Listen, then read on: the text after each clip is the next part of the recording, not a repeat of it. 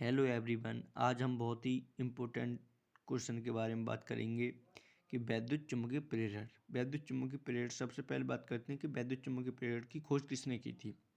वैद्युत चुम्बकीय प्रेरण की खोज माइकल फैराडे ने की थी। ये बहुत ही इम्पोर्टेंट है, इसे ये हमें ध्यान रखने की बात है। किसने की थी? माइकल फैराडे ने। इन्होंने एक कुंडली ली थी।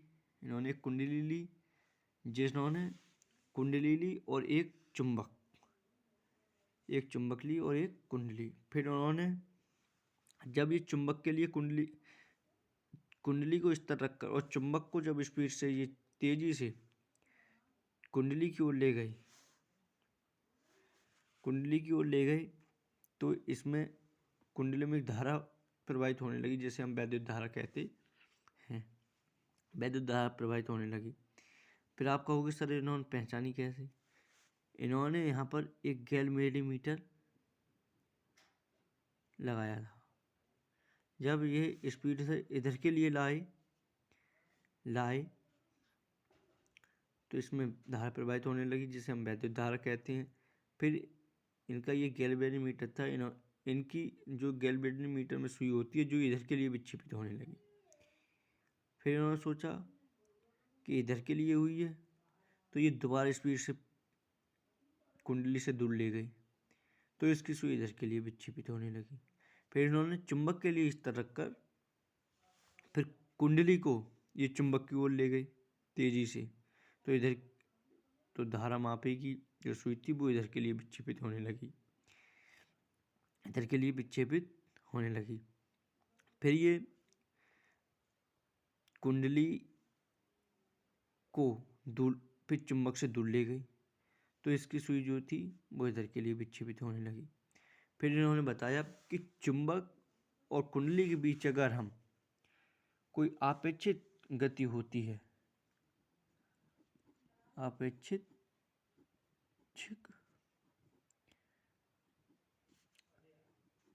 गति हो तो उसकी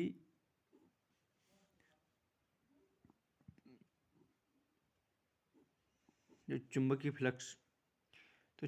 फ्लक्स की संख्या में परिवर्तन होगा, तो उसकी चुंबकीय फ्लक्स की संख्या में परिवर्तन होगा। यहाँ हम लिख देते हैं चुंबकीय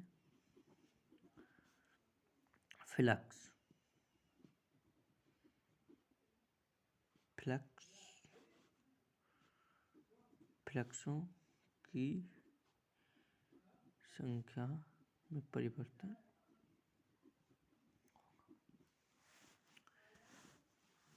होगा तथा कुंडली में एक वैद्युत वाहक बल उत्पन्न होता है। कुंडली में क्या होता है? वैद्युत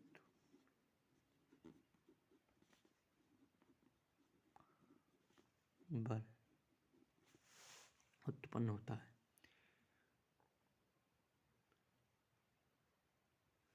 जिसे प्रेरित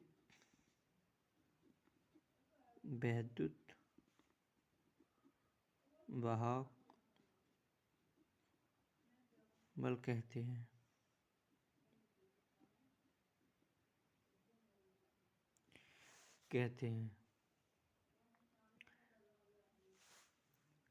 तथा इसे ही वैद्युत चुम्बकीय प्रेरण भी कहते हैं।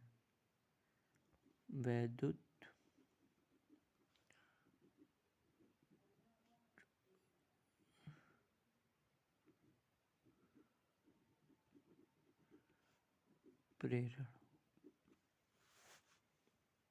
प्रेरण भी कहते हैं।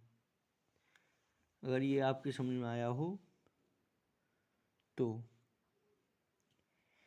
एक बार और समझ लें कि इन्होंने बताया कि जब हम कुंडली को लेते हैं, कुंडली और एक चुंबक के दोनों के बीच अगर हम कोई आपेक्षित गति कराते हैं तो चुंबकीय फ्लक्सों की संख्या में परिवर्तन होगा। ये चुंबकीय फ्लक्स हैं और कुंडली में धारा प्रवाहित होने लगेगी, जिसे वैद्युत वाहक बल कहते हैं। वैद्युत वाहक बल के लिए प्रेरित वैद्युत वाहक बल भी कहती हैं। और प्रेरित वैद्युत वाहक बल के लिए वैद्युत चुंबकीय प्रेरण भी कहते हैं।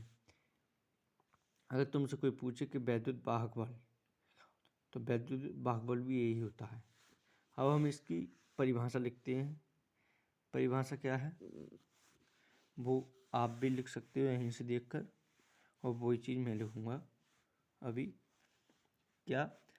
जब किसी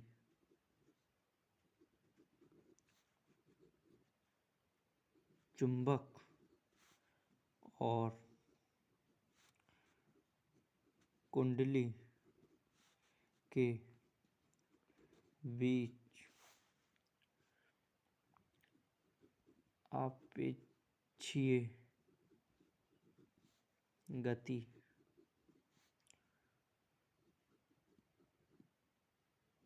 होती है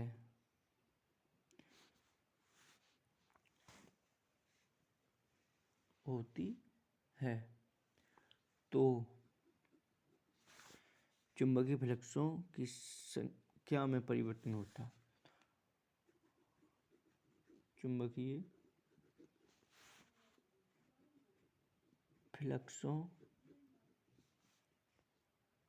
फ्लक्सों की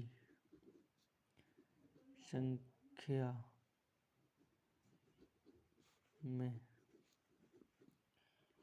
परिवर्तन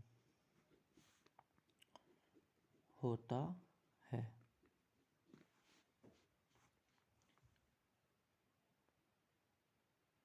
जिसके कारण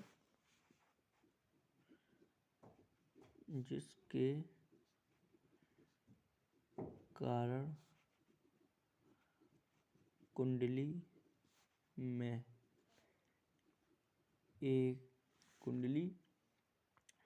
वैद्युत वाहक बल उत्पन्न होता है। कुंडली में वैद्युत वाहक बल उत्पन्न होता है।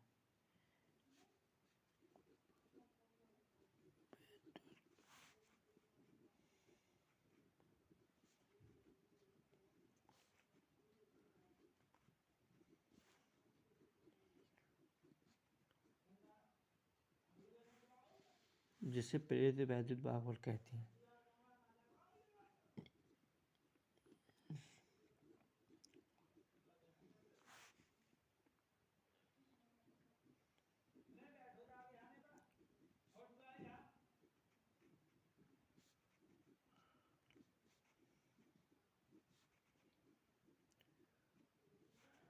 तथा इसे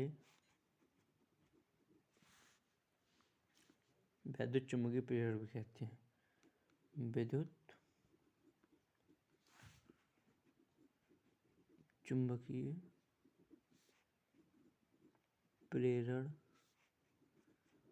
भी कहते हैं। मैं आशा करता हूँ ये आपकी समझ में आया होगा। अगर ये आपकी समझ में आया है तो लाइक करें, और वीडियो पसंद आई हो तो सब्सक्राइब करें। अगर चैनल पर नए हैं तो सब्सक्राइब करें, लाइक करें, जिससे हम कोई भी वीडियो अपलोड करते हैं तो वो आपके पास जल्द से जल्द आए। Okay, thank you.